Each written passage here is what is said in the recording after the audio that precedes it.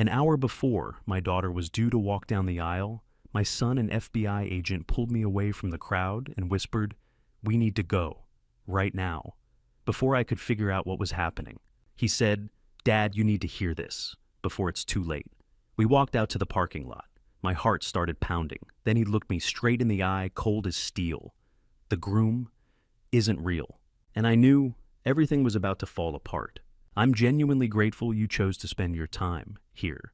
Tell me in the comments, what city or country are you joining Z from today? Let's see how far this reaches. Quick note, some elements of this story are fictional shaped for educational purposes. Names and locations are coincidental, but the message underneath all of it, that one I meant for you. The October light came through the tall windows of Dunleith. At that particular angle, it only manages in the south, long and golden and unhurried. The kind of afternoon light that makes everything look more permanent than it is. It fell across the white tablecloths, softened the candlelight, and turned the old plaster walls the color of warm honey. Outside, the live oaks that had stood on these 40 acres for over a century held perfectly still in the early evening air, their Spanish moss hanging without a whisper of movement. I had been standing in the same corner of the reception hall for nearly 20 minutes, holding a glass of bourbon I had not once lifted to my lips. My name is Everett Calhoun, 68 years old, retired architect out of Savannah, Georgia, 30 years of designing hospitals, courthouses, and schools that I still drive past, occasionally just to confirm they're still standing. My wife Dorothea and I had made the 4-hour drive from Savannah to Natchez 2 days ago for our daughter Marlo's wedding, her second wedding, if we're being precise about it. And on an evening like this one, in a place like Dunleith, with its white Greek revival columns and its candlelit rooms and its century-old oak canopy stretching over the grounds, precision felt like the least I owed the situation. I brought the glass up, one stop short of drinking, and set it back down. Dunleith is the kind of venue that tries to make you feel like history has been kind to everyone who's passed through it. Antebellum architecture meticulously restored, the sort of place that photographs beautifully from every angle. As an architect, I can tell you exactly how that effect is achieved, the proportions of the columns, the symmetry of the facade, the way the interior draws your eye upward. Good bones, as we say in the trade. But I also know that good bones and good foundations are not always the same thing. I have seen beautiful buildings with problems hidden so deep inside their walls that no inspection would catch them until the damage was already done. That thought had been circling me all evening without landing anywhere useful. Across the room, Dorothea moved between tables with the practiced ease of a woman who spent 35 years managing a classroom full of 7-year-olds. She had a gift for people always had the ability to make every person she spoke to feel like the most important one in the room. She caught my eye once and gave me that small, knowing look that meant she was aware I was standing in a corner overthinking something and had decided to let me work through it at my own pace. After 41 years of marriage, we had long since stopped needing full sentences for that kind of conversation. My daughter Marlo stood near the center of the hall with her maid of honor, Vesper Hale, a Nashville interior designer who had been Marlo's closest friend since their college days at Belmont. Marlo was 34, a commercial photographer with a studio in Nashville, and she was luminous in the way brides are supposed to be. Dark hair pinned up, dress moving when she moved. A smile that lit the room. She was laughing at something Vesper had just said. It was a good laugh, but it broke just a half second too quickly and lasted just a beat too long. And I noticed because I am her father, and fathers notice these things whether they want to or not. Her first marriage had ended 7 years ago. I won't dwell on the details. What matters is that I saw it coming and said nothing, because I had convinced myself that a father who keeps his mouth shut is a father who keeps his daughter. I spent a long time after the divorce questioning whether that particular piece of wisdom had been wisdom at all or just a comfortable name for something less honorable. I was not going to make that mistake again, whatever that meant. I hadn't yet decided what it meant. Near the dance floor, my older daughter Beatrix stood beside her husband. Garrison she, a civil litigator in Atlanta, he a surgeon. Both of them the kind of steady and composed that makes the people around them instinctively lower their voices. Beatrix was watching Calloway with an expression I recognized but couldn't immediately name, the expression of someone running a quiet calculation. And Calloway Reed, my daughter's husband-to-be, was working the room with a fluency that was genuinely impressive. 42 years old, well-built, with an open face and the kind of easy confidence that reads as warmth before you look at it too closely. He remembered every name. He laughed at the right moments. He asked questions and held eye contact while he listened to the answers. An older woman near the gift table had been talking at him for 10 minutes straight, and he had given her his complete attention and somehow made her feel like she was the most interesting person in Natchez, Mississippi. I watched all of that and told myself it was enough. I reached into the breast pocket of my suit jacket and touched the watch. A gold Waltham pocket watch, thin and worn smooth, that had passed from my grandfather to my father to me. In the Calhoun family, it was the tradition you gave it to your son-in-law on the wedding day. Welcome to the family. You are trusted with something irreplaceable. I had been carrying it since 7 that morning. Across the room, the jazz quartet led by a musician named Shepard eased into something slow and familiar, and the candlelight steadied. And for one long moment, everything in that room looked exactly the way it was supposed to look. Then I found Cassian. My youngest son was 36, standing against the far wall with a glass of club soda, and he was not smiling. More than that, his shoulders carried a deliberate stillness that had nothing to do with boredom, and his eyes were moving across the room with the focused, methodical quality of a man who was working, not socializing, working. He wasn't taking in the party. He was tracking something inside it. Our eyes met across the length of the hall. He held my gaze 2 seconds longer than a casual glance requires. Then he began to move, not through the center of the room, but along its edges, staying out of the chandelier, light stepping around conversations without joining them, patient and unhurried and completely deliberate. I set the bourbon down on the nearest table. I had been holding it for 20 minutes without drinking, and standing there watching my son move through the shadows at the edge of my daughter's wedding. I understood the way you sometimes understand things a full breath, before your mind catches up, that I was not going to drink it at all. He reached me without anyone noticing him do it. That was the first thing I registered, not what he said, but the fact that a grown man had crossed a room full of 120 people and arrived at my side without drawing a single glance. I had watched him move from the far wall, and even knowing what I was looking at, I almost lost him twice. He had a way of timing his steps to the natural breaks in conversation, pausing when someone turned, moving when attention shifted elsewhere, like water finding the low path through rock. Cassian had been like that since he was a boy, though I hadn't always recognized it for what it was. He was the kind of child who asked why about everything.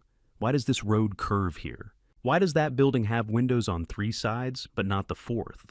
Why do people say one thing and mean another? It wore on me some when he was young. I wanted answers that satisfied, and he wanted answers that were true, and those are not always the same thing. I used to tell Dorothea that our youngest son had the gift of making every simple conversation feel like a deposition. Standing beside me now, I understood that what I had mistaken for stubbornness had always been something else entirely, something trained, something useful. He stopped at my left shoulder and turned to face the window exactly as I was facing it, to anyone watching from across the room. We were just a father and son standing together at the edge of the party, looking out at the oak trees in the last of the October light. The kind of quiet moment that happens at every wedding, unremarkable and unmemorable. He didn't look at me when he spoke. "Dad." A pause of exactly 1 breath. "We need to leave, now." I heard the words clearly.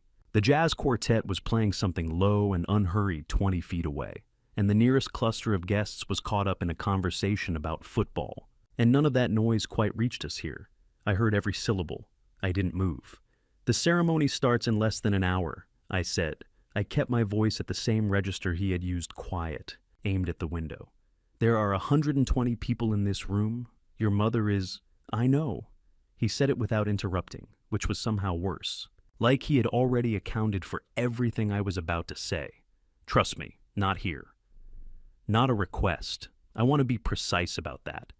It had the shape of a request, the word trust, the softness of the delivery, but it carried the weight of something else. An instruction from someone who had done the math and was offering me the courtesy of a choice without actually leaving me one. I turned my head and looked at my son for the first time since he had arrived at my side. Cassian was 36 years old, lean and composed with the particular stillness of a man who had learned to spend a lot of time waiting without letting the waiting show. He was still looking out the window. His glass of club soda hung loosely from his right hand, the gesture of a man at a party, and everything else about him said something different. The set of his jaw, The way his weight was distributed, not relaxed, but ready balanced, in a way that had nothing to do with standing around at a wedding reception. There was no worry in his face. That was what settled it. I have known my share of anxious men over the years, men who came to me with structural concerns about buildings they were responsible for, men who had found something they couldn't explain and needed someone else to tell them they were wrong. They always had that look, the specific tight expression of a person, hoping the thing they have noticed isn't actually there. Cassian didn't have that look. What he had instead was something I could only describe as cold certainty, the face of a man who had already moved past, hoping he was wrong, and was now operating on the fact that he wasn't. I looked back across the room. Marlo was standing near the center of the hall with Calloway beside her, accepting congratulations from a couple I vaguely recognized from her Nashville circle. She had her hand through his arm, and she was laughing at something the woman had just said.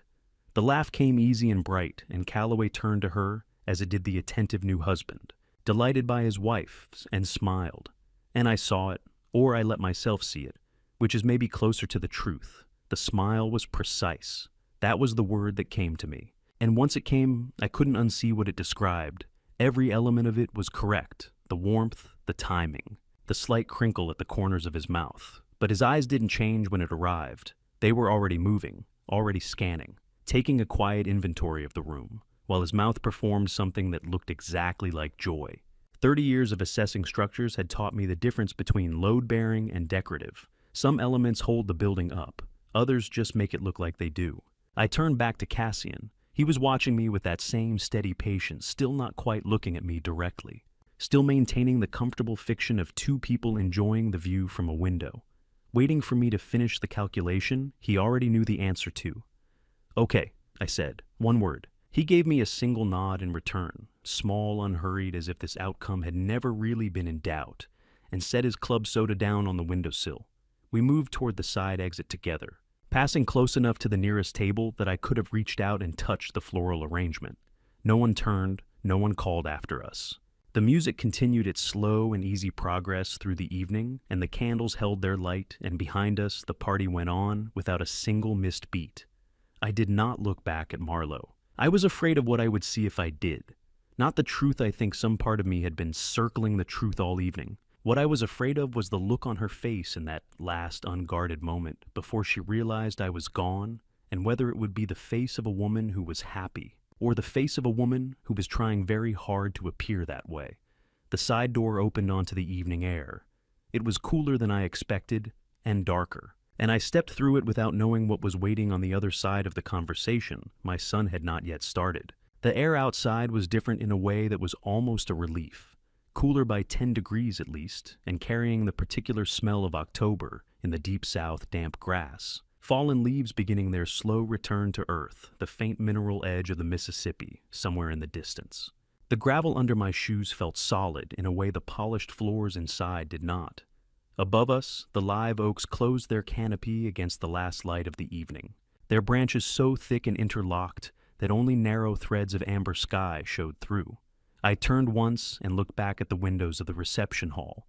Through the glass, the warm light inside made the whole scene look like a painting. Figures in formal dress moving between tables, the soft pulse of candlelight, and there near the center of it all, the unmistakable silhouette of Marlo beside the man she was about to marry. A painting. I had always trusted beautiful things because I had spent my career making them. That thought sat differently now. Cassian stopped when we were far enough from the building that the music from inside had become something ambient and indistinct. He didn't look around to see if anyone had followed us out. He didn't check over his shoulder. He simply turned to face me with the directness of a man who had been waiting 14 months to have this conversation and had decided this was where it happened. "I'm a special agent with the FBI," he said, "financial crimes unit out of the Memphis field office.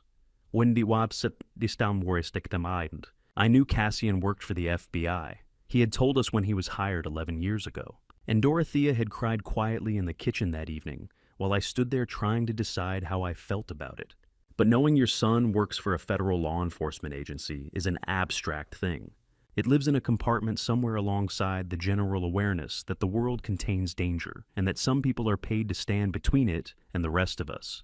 You don't think about what it means in any specific way. Standing in the gravel parking lot of a wedding venue in Natchez, Mississippi, watching my son's face carry the particular gravity of a man on duty. I thought about it in a very specific way for the first time. I've been investigating the man your daughter is about to marry for 14 months, Cassian said. 2 weeks ago, I formally coordinated with the FBI field office in Jackson. They have jurisdiction over Mississippi operations, so any official action here runs through them. This is a sanctioned investigation. There are 2 agents from the Jackson office positioned outside the perimeter of this property right now. The Mississippi field office. Agents waiting outside. A 14-month investigation. I did the arithmetic on those numbers and arrived at a figure that took the air out of my chest. You've known about this, I said, for 14 months. I've been building a case for 14 months, he said. There's a difference. Suspicion isn't evidence. I wasn't going to bring this to you or to Marlo until I had enough to stand on. He paused just briefly and something crossed his face that was not quite the composed professionalism of a moment ago. Something younger, something that knew who it was talking to. I'm sorry I couldn't tell you sooner. I nodded. I didn't entirely trust my voice just then. Tell me, I said. He did. The name Callaway Reed Cassian explained is a real name. It belongs to a real person, a 43-year-old man from Pensacola, Florida, with a clean record, a verifiable work history and commercial insurance, and no connection whatsoever to Marlo or to our family. The man inside that reception hall had taken that name and built a life around it, a fabricated life, constructed with considerable skill and patience. When the FBI ran his fingerprints obtained through a professional contractor licensing application, Callaway had filed with the Tennessee Department of Commerce, a standard requirement for anyone seeking a commercial real estate development license in the state. They found no match in any federal database. Not in the criminal index, not in the civil records, not in any of the systems that accumulate the normal paper trail of a life lived under a real name. The man's fingerprints did not exist, officially anywhere. His academic credentials, a business degree from the University of Georgia, listed on every professional profile he maintained, had been verified as fraudulent. The university had no record of him. His professional history, which described 15 years of work in commercial real estate development, had been traced to a series of shell entities and defunct companies that dissolved shortly after being used, and his LinkedIn profile, which Marlo had shown me the first week they were dating, pointing to it as evidence that he was who he said he was, had been created 3 years ago by a third party populated with fabricated endorsements and employment history, and carefully aged to appear legitimate. I stood in the gravel and the oak-filtered dark and tried to hold the shape of what I was hearing. The thing about discovering that a structure has been built on a false foundation is that it doesn't change the way the building looks from the outside. It still stands. The columns are still plumb. The windows still square. The facade still carries every impression of solidity it was designed to carry. What changes is your understanding of how long it has left. There's more, Cassian said. He had been watching me, the process giving me the time I needed without filling the silence, which told me he had done this before, delivered information to people, and then waited while the weight of it settled. But I need you to be ready to hear it. I looked at my son, standing in the last light of an October afternoon, surrounded by trees that had been there long before either of us, and would be there long after. And I thought about all the years I had wished he would just accept an answer and stop asking why. I was not ready. I was certain of that. Go ahead, I said anyway. He told me about a man named Orson Whitfield. The parking lot had grown darker in the few minutes we'd been standing in it, the last of the daylight retreating above the oak canopy, while the property's exterior lamps began their slow warm-up, casting thin yellow pools across the gravel. Somewhere behind us, muffled by distance and old brick walls, Shepard's quartet was still playing. I could feel the bass notes more than hear them. The whole evening had taken on that quality. Things felt at a remove, processed through some new layer of understanding that hadn't been there 20 minutes ago. Orson Whitfield was 61 years old, Cassian told me, former chairman of a mid-sized commercial construction company based out of Knoxville, Tennessee, the kind of regional firm that builds office parks and medical facilities and the occasional mixed-use development. The backbone work of the industry that nobody writes about but everybody depends on. He had built the company over 30 years alongside his wife Margaret. They had no children. The business was their life's work, and when Orson sold his stake in it at 58, the proceeds were supposed to carry them comfortably into old age. I knew the type of man Cassian was describing before he finished the sentence. I had worked alongside men like Orson Whitfield for 3 decades, practical competent, quietly proud of what they had built, deeply skeptical of anything that sounded too good.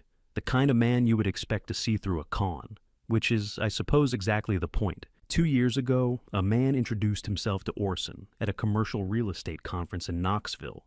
He gave his name as Elliot Mercer. He was well-dressed, well-spoken, and came with a business card from a development consultancy that, as the FBI would later establish, existed only as a registered LLC with a virtual office address and a professionally designed website.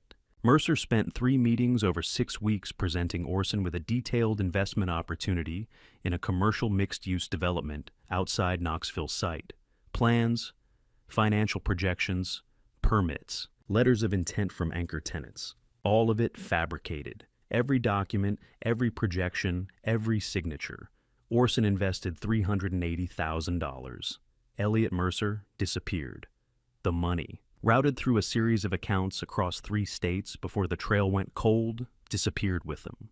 I stood in the gravel and did not say anything for a moment. In 30 years of architecture, I had seen projects collapse, contracts fail, partnerships dissolve. I had watched good people lose significant money to bad decisions and worse luck.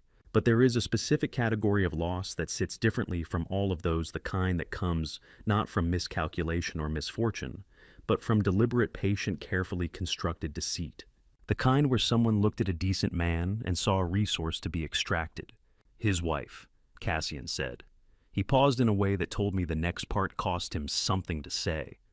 Margaret passed away 8 months after the money was gone. The stress of it, the financial pressure, the investigation going nowhere, the shame of it, she'd told almost no one. It hit her health hard. She had a heart condition the family knew about. Her doctors said the stress accelerated things significantly. The oak trees held their stillness above us. Orson spent the next 14 months doing what law enforcement couldn't do fast enough, Cassian continued. He tracked this man on his own. Not recklessly, he was methodical about it. He documented everything, preserved. Everything didn't interfere with anything that might compromise a prosecution. He's not a man who does things halfway. A brief pause. About 5 months ago, he identified that Elliot Mercer, operating under yet another name, had made contact with a woman in Nashville, a photographer. He cross-referenced what he could find and connected her to our family. I looked at my son. He called the tip line, Cassian said. The case landed on my desk because of the financial crimes angle and the multi-state activity. When I ran the name against our existing investigative threads, I found 3 prior aliases with similar patterns across 4 states. That's when 14 months became a formal investigation. I thought about the things I had noticed about Calloway and chosen not to examine too closely. The cash payments he had covered the venue deposit for this wedding himself in full. A personal check that cleared without issue, but that I had thought briefly was an unusual way to handle that kind of transaction. The way he deflected certain questions, not rudely, never rudely, but with the practiced smoothness of someone who had long since developed a repertoire of responses designed to satisfy without informing. The guest list for this wedding contained not one person from his past. No college roommate, no former colleague, no cousin from wherever he claimed to be from. I had noticed all of it. I had filed it away under the heading of things that were probably nothing. Where is he now? I asked. Orson. Inside, Cassian said. Not in the reception hall. I have him in one of the family suites down the hall from the main entrance. Dunleith keeps a few private rooms for wedding parties. He came in through the side entrance 2 hours ago. He glanced toward the building briefly. He cut his hair shorter than he used to wear it. He's got a beard now. He didn't have one before. Different glasses. He's changed enough that a casual look won't place him. But if Calloway gets a long, direct look at him in good light, there's a real chance of recognition. Men who live the way Calloway lives learn to read faces. It's a survival skill for them. He said it with a flatness that told me he was not speaking theoretically. So we keep them separated until you decide the moment is right, I said. Until the moment is right, Cassian agreed. Orson understood the conditions when he agreed to come. He's been waiting 14 months. He can wait another hour. And then Cassian said the thing that settled into my chest and stayed there. He made a promise to Margaret before she passed. He sat beside her in the hospital, and he told her he would find the man who did this to them. that he wouldn't let him do it to anyone else. Cassian looked at me steadily. Tonight is that promise. I turned toward the windows of the reception hall. The warm light behind the glass looked exactly as it had when I first stepped outside, golden and contained the candlelit tableau of a celebration in progress. The silhouettes of guests moving through an evening that still believed itself to be a wedding. It had not changed at all. That was the thing I couldn't get past. Inside that room, nothing had changed. The music was still playing, the flowers were still arranged in their careful clusters. And the man who had taken $380,000 from a decent man in Knoxville and then stood beside a hospital bed while that man's wife declined was still standing in the candlelight, accepting congratulations with a handshake that people would later describe as warm. I did not find the light behind those windows beautiful anymore. I am not sure I could have explained right then exactly what I found it. Some truths arrive with noise, with shouting, with the crash of something breaking. Others arrive quietly in a parking lot under the last light of an October evening, handed to you on a phone screen in a format so clean and official it almost doesn't feel real. This one arrived quietly. Cassian turned the phone toward me without preamble. The screen showed a bank document, a transfer confirmation formatted in the spare, bureaucratic language of financial institutions that have no interest in how their paperwork lands on the people reading it. I read the account name at the top, Marlo A. Calhoun. I read the amount in the center column, $95,000. I read the destination Meridian Capital Partners, LLC, registered state of Delaware. I read all three of these things, and then I looked up at Cassian because reading them once was not going to be enough, and I knew it, but I needed a moment before I read them again. That account, I said. My voice had gone dry in a way I did not recognize. That's the one I opened with her.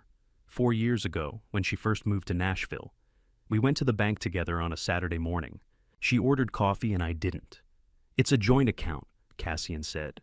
Your name is still listed as secondary holder. You've never used it. Marlo has managed it entirely since you set it up, but under the account agreement both parties retain full transaction authorization. I understood the implication without him having to diagram it. The account had my name on it. Anything moved out of it carried the weight of that name, whether I had touched it or not. The $95,000, I said. Where did it originate? Marlo transferred it in from the savings account you established jointly after her first marriage ended, the funds you put aside specifically to give her a stable floor. He paused for just a moment, the way he does when he is giving someone time to absorb something before the next layer arrives. The transfer was made 7 weeks ago. 7 weeks ago. I mapped it backward involuntarily. Marlo and Calloway had been engaged for 4 months by then. We had been to Beatrix's for dinner. Dorothea had been reviewing catering menus. I had spent a Sunday afternoon on the back porch in Savannah, helping Marlo decide between 2 photographs for the reception table displays, holding them up in the light, discussing the quality of the afternoon shadows. 7 weeks ago, I was discussing photograph shadows while $95,000 moved out of an account with my name on it. Is it recoverable? I asked. We're actively working with the Financial Crimes Unit to determine the current status. The Delaware LLC has no active business filings and no registered agent as of 3 weeks ago.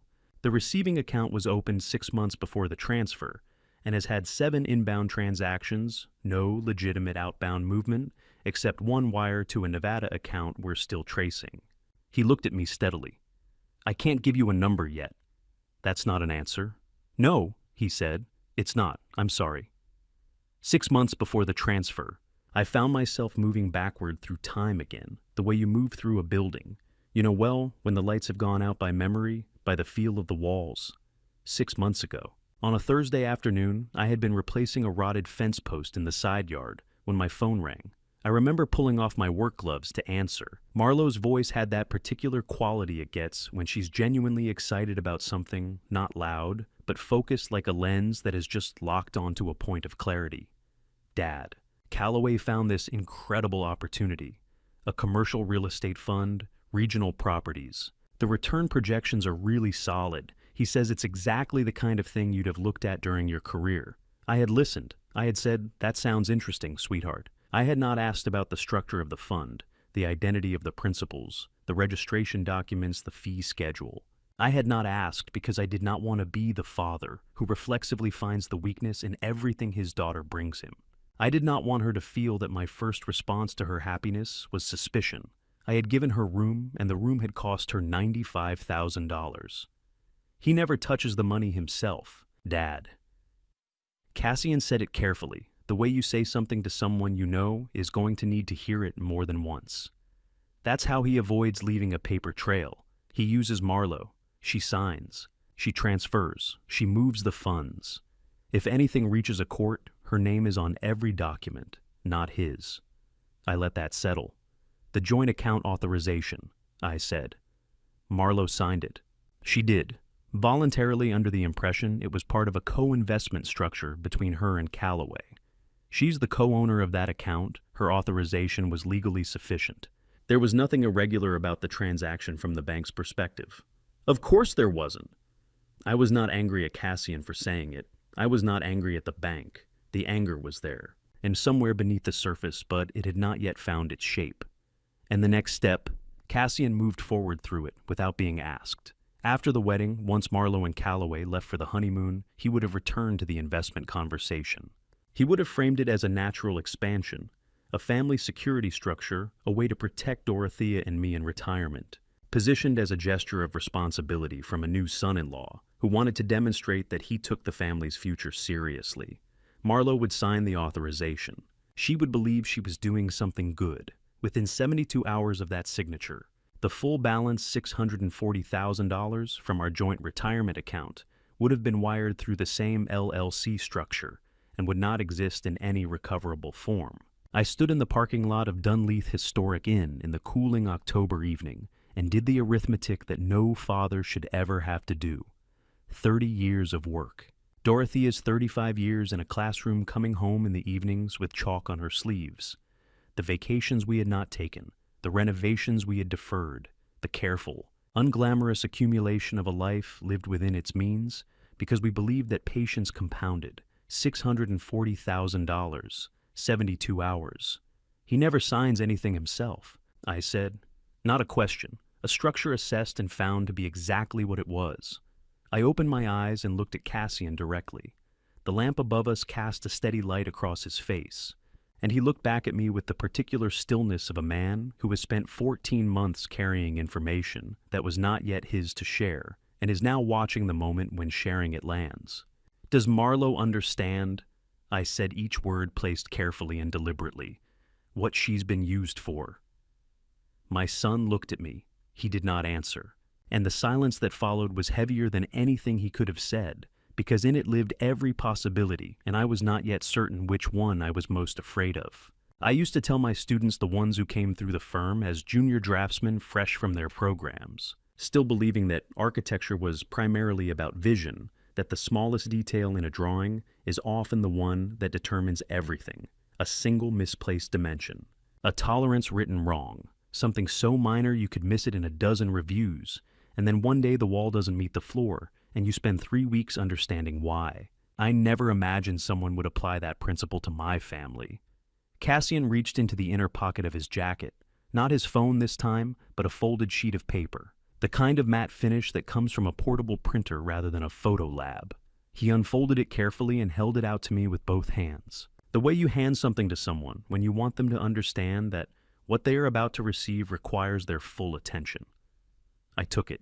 The image was a wide shot, a networking session, the kind of mid-afternoon break between panels where everyone circulates with coffee cups and name badges and talks about the things they cannot say in the formal sessions. Round tables with white linens, a banner visible in the upper right corner of the frame, Nashville Business Development Summit, March 2019. The photograph had the particular quality of an event image taken by an official conference photographer, competent, well-lit, designed to document rather than to interpret. In the lower left quadrant of the image, slightly off-center, was a cluster of 8 people arranged in the informal geometry of a networking conversation. Several of them were mid-sentence. One was laughing. 2 were shaking hands. One of the 2 men shaking hands was me. I was wearing the charcoal jacket I bought the winter before Dorothea had picked it out. Said it made me look like I still knew what year it was. I had a name badge on my lapel. I was smiling the way you smile when you are shaking hands with someone you have just met at a professional event. And the conversation has been pleasant, and you have no reason in the world to feel anything other than pleasant. The man whose hand I was shaking had dark hair worn slightly longer than was typical for the setting, a close-trimmed beard and a navy suit with no tie. He was also smiling. His head was turned 3/4 toward the camera in a way that suggested he had not noticed it. I looked at the photograph for a long time, then I looked at the eyes. You can change hair. You can change the beard, the suit, the name on the badge, the way you carry yourself in a room. You can reconstruct almost everything about a person's external presentation, if you are patient and deliberate and have reasons to be thorough. You cannot change the eyes. Not really.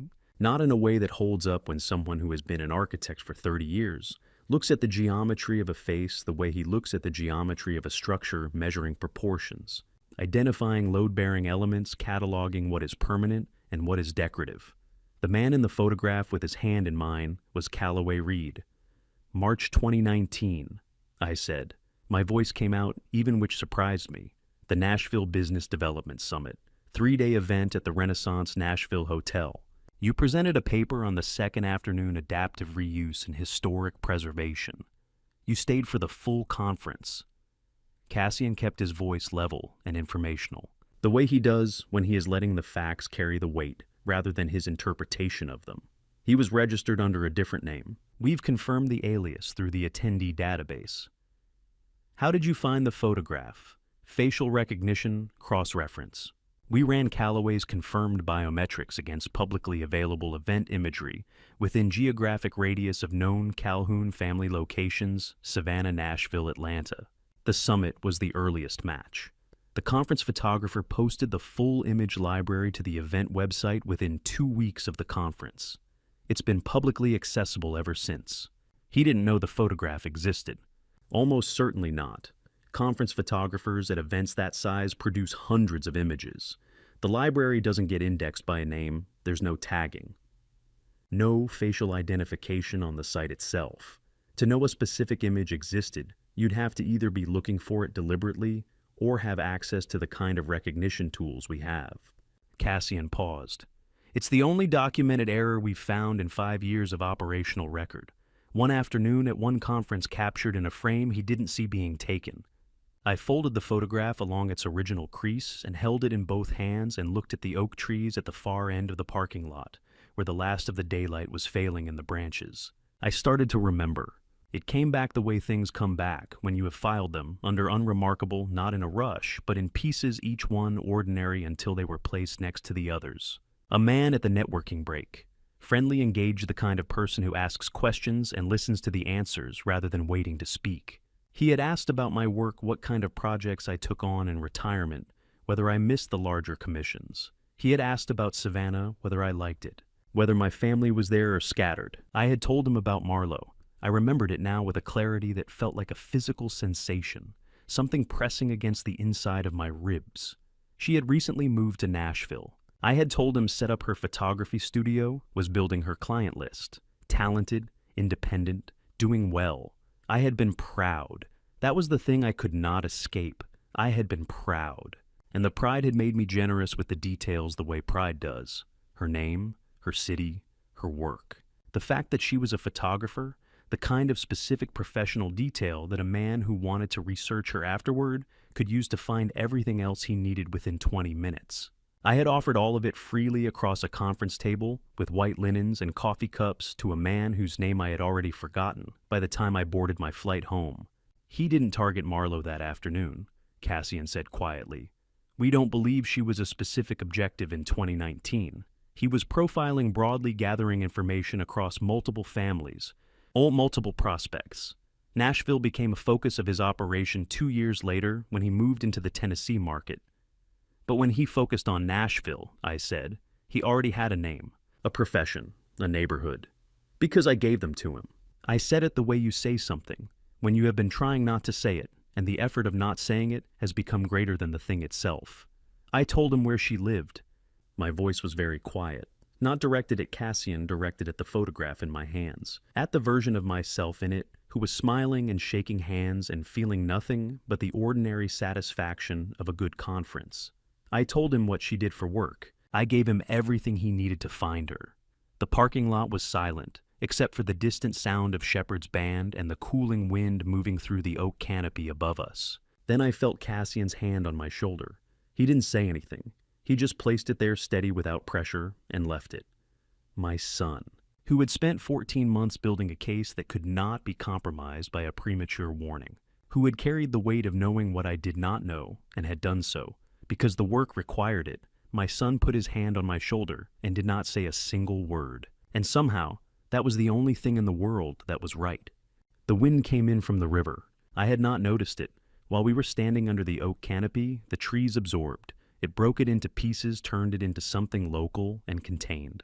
But when Cassian and I moved toward the edge of the parking lot, where the grounds opened up toward the west and the last of the afternoon light lay flat across the estate, the wind found us. It carried the particular smell of the Mississippi in October, damp soil, old water. Distance, the kind of smell that reminds you that the river has been moving through this landscape for longer than any building on it and will continue long after every building is gone. I stopped walking, not because I had lost my direction, because I needed 30 seconds to choose it deliberately. My hand moved to my jacket pocket without any instruction. From my conscious mind found the shape of the pocket watch through the fabric, the familiar weight and curve of it, the small raised letters of the engraving on the case. I had carried it for 22 years, since my father placed it in my hands at a moment very different from this one. I had brought it tonight intending to place it in Calloway Reed's hands as a gesture of welcome, a transfer of trust.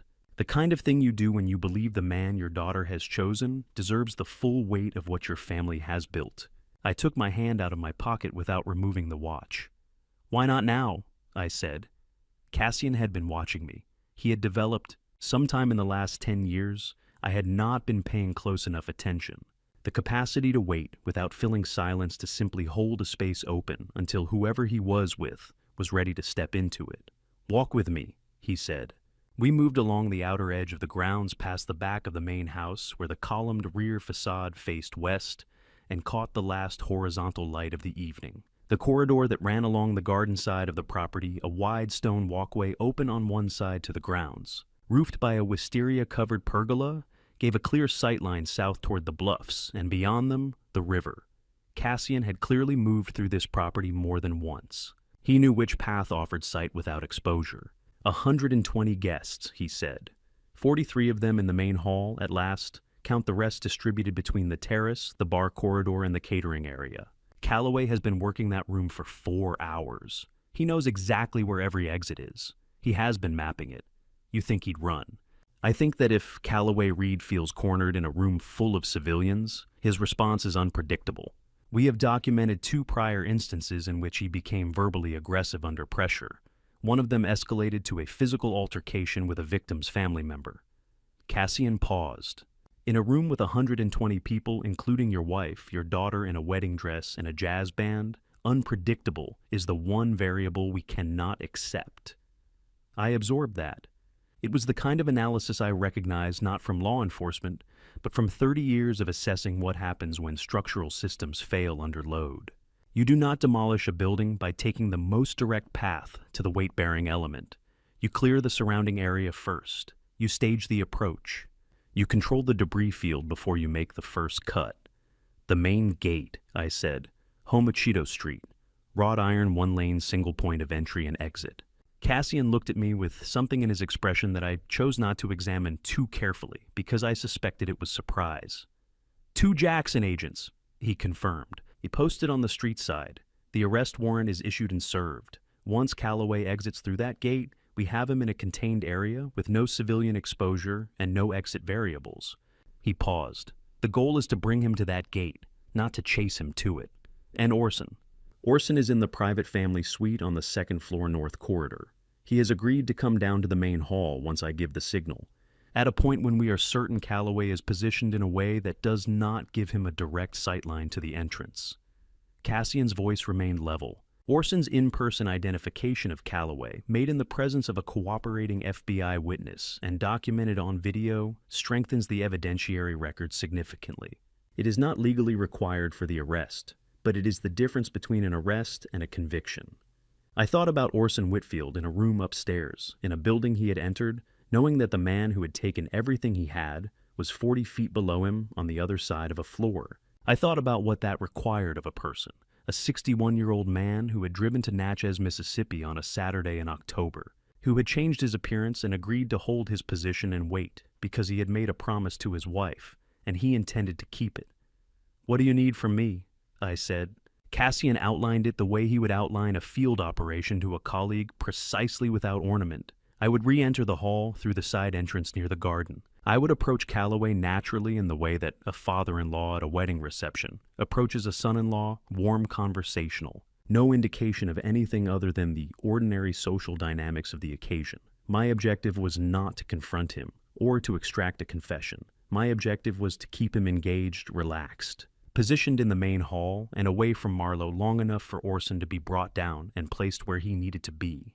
When that moment arrived, when I could see that Calloway was separated from Marlowe by enough physical and social distance that Orson's entrance could be managed, I would touch my left lapel. Once, clearly. "And then you step back," Cassian said. "You let us work." I looked out at the river. The Mississippi was bronze in the failing light, broad and indifferent and continuous, the same water that had moved past this bluff when the house behind us was built, when it was young. When the people who built it believed they were constructing something permanent, the river had outlasted every certainty they had. 30 years of marriage, 35 years of Dorothea building something out of other people's children because she believed it mattered. Marlowe at 9 years old, photographing the backyard with a disposable camera. I had bought her as a joke, holding it with both hands because she was serious about it even then. $640,000, 72 hours. I turned to look at my son, in the angled evening light with the columned facade of Dunleith behind him and the river in the distance. Cassian looked like a man I was meeting for the first time, and recognizing simultaneously the way you recognize a building from its drawings before you have ever stood inside it. The precision, the economy of movement, the willingness to carry weight without making a show of it. I had spent years being quietly frustrated by qualities I was now understanding were exactly the qualities that had brought us to this moment. He looked at me, and for just a moment, the professional stillness dropped entirely. Not the FBI agent, just the youngest of my 3 children, standing in the last of the October light, asking me a question he could not ask in any official capacity. "You sure about this, Dad?" I reached into my jacket pocket one final time, felt the weight of the pocket watch, left it there. "I'm sure," I said. I turned toward the side entrance of Dunleith Historic Inn.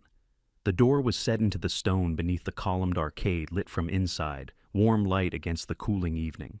Through the glass, I could hear the muffled sound of Shepard's quartet drifting through the hall and beyond it, the low current of 120 people who did not yet know what the next 30 minutes would bring. I walked toward it. This step was different from the first one I had taken out into the parking lot an hour ago. That step had been reflexive of the involuntary movement of a man who had been asked to leave and had not yet understood why. This step was chosen, deliberate, placed with the full weight of everything I now knew and everything I intended to do with it. There was no road back from it. I had not expected to feel anything as clean as that, but I did. The door opened and everything came back at once. Not gradually all at once the way warmth and sound return, after you have been standing long enough in the cold for your body to forget what it was missing. Shepard's quartet was mid-phrase, something slow built on a walking bass line that moved through the floorboards before it reached the ear. The chandeliers threw overlapping circles of light across 30 tables of white linen. I could smell gardenias and candle wax, and underneath both, the faint cedar of Dunleith's old woodwork, a building that had absorbed the smell of occasions like this one for 150 years, and had apparently decided to keep all of them. Everything was exactly as I had left it. That was the thing. The reception had continued without interruption in the 45 minutes I had been gone, because nothing that had passed between Cassian and me in the parking lot had altered a single element of this room. The guests were the same. The music was the same. The candles had burned down perhaps a quarter of an inch. The world inside these walls did not know. Dorothea materialized at my left elbow the way she always does, without warning, with a champagne flute in hand and the composed expression she wears when she is managing a room and would prefer no one comment on it. "Where did you go?" Low even, calibrated for the space between us. "Needed some air."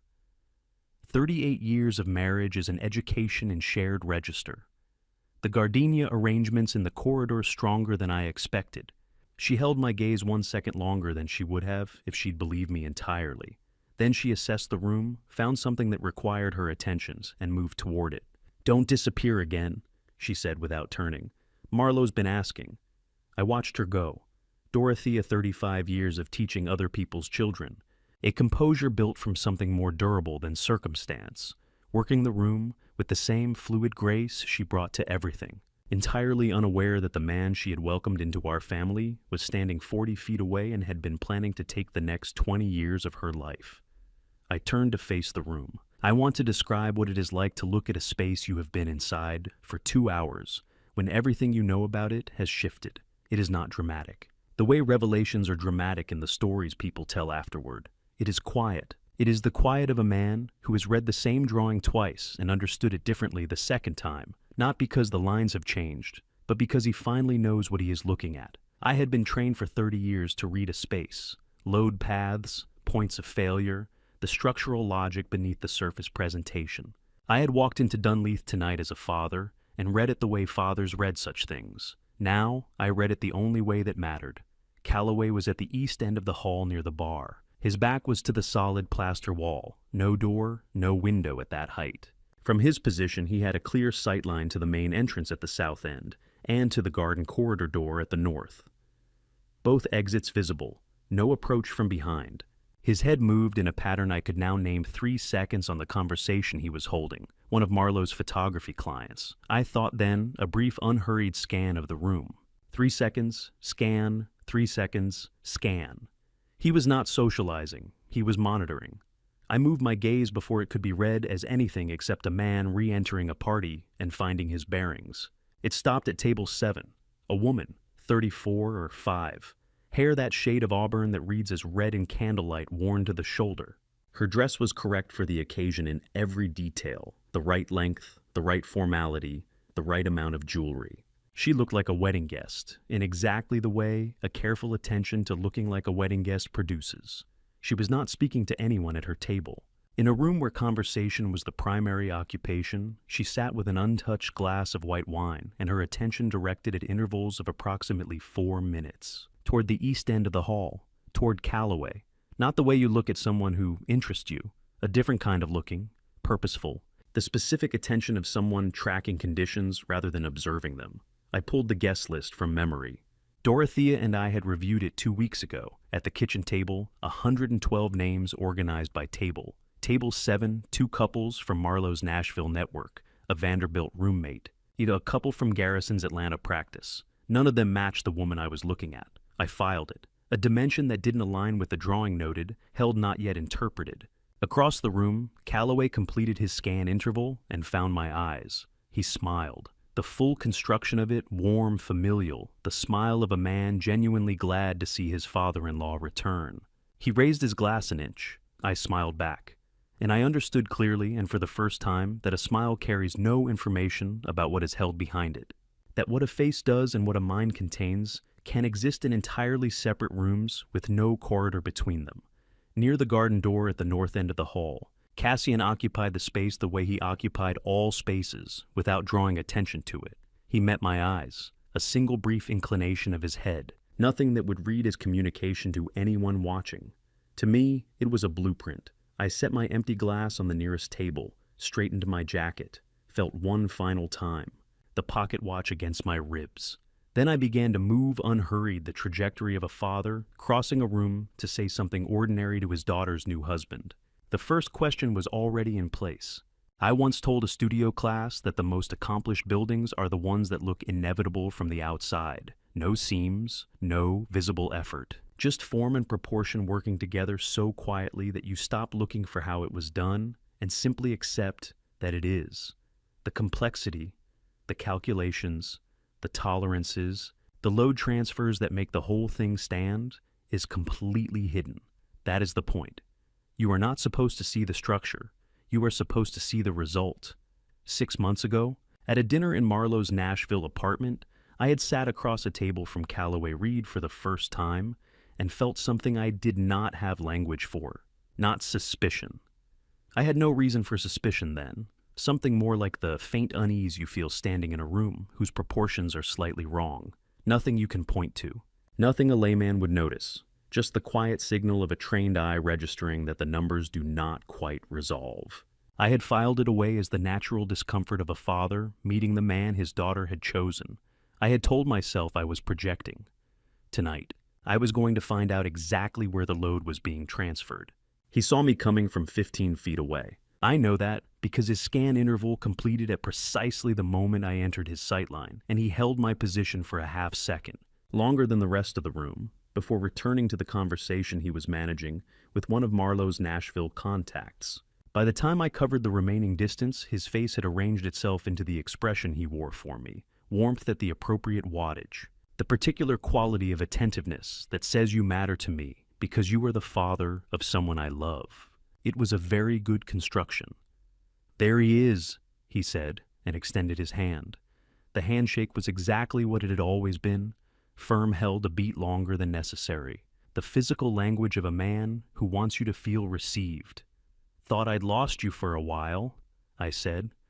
I let the warmth come through in my voice without effort because the warmth was real. That was the strange thing about the next 20 minutes. The love was real. It was everything else that wasn't.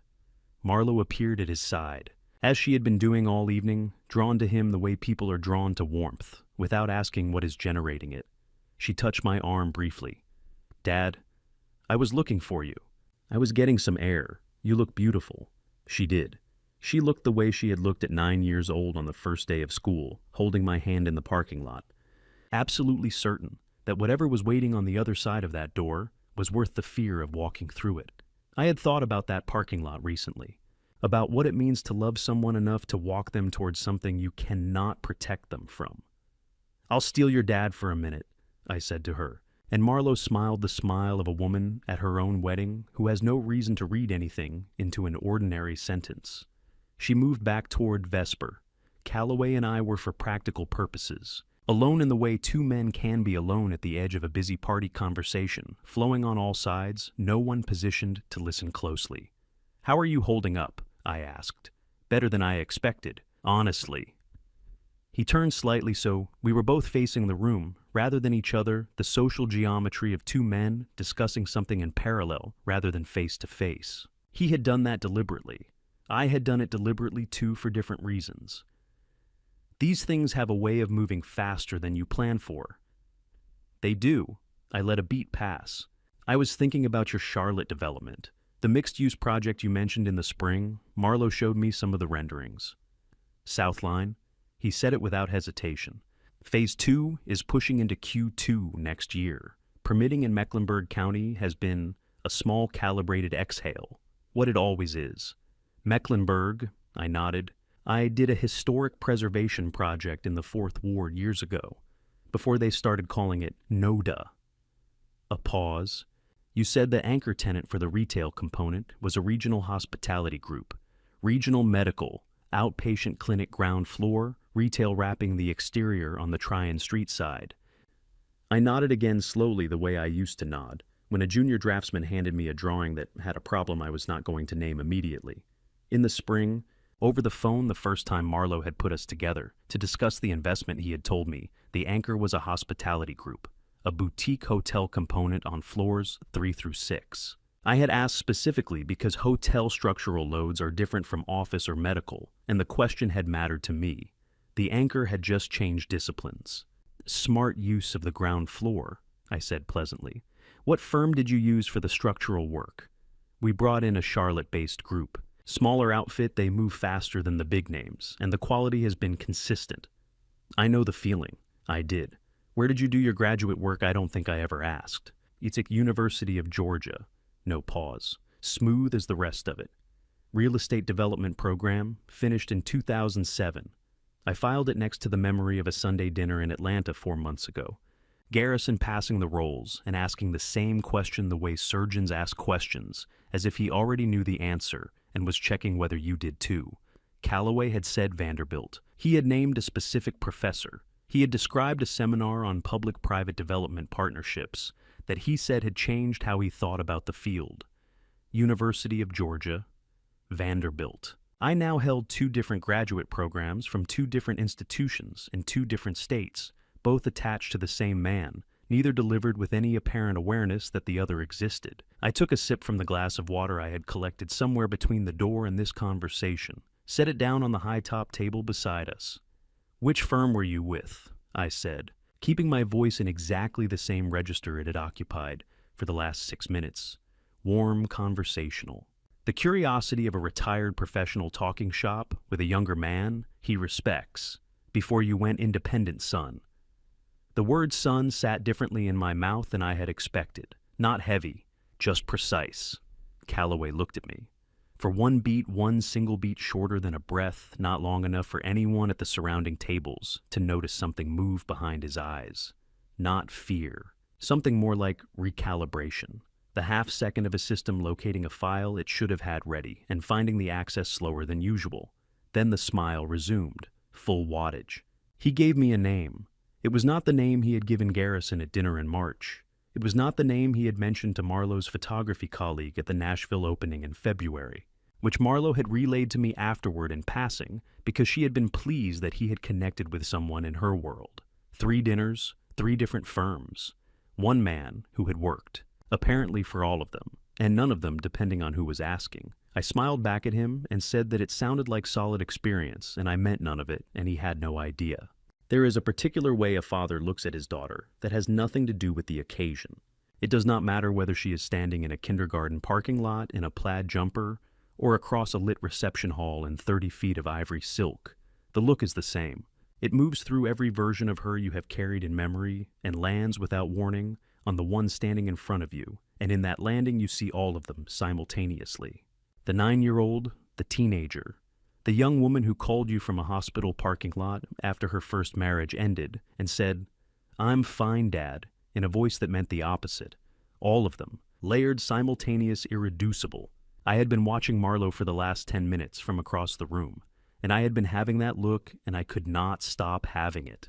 She was near the garden window, with Vesper laughing at something her hand around a champagne flute she had been carrying all evening without drinking.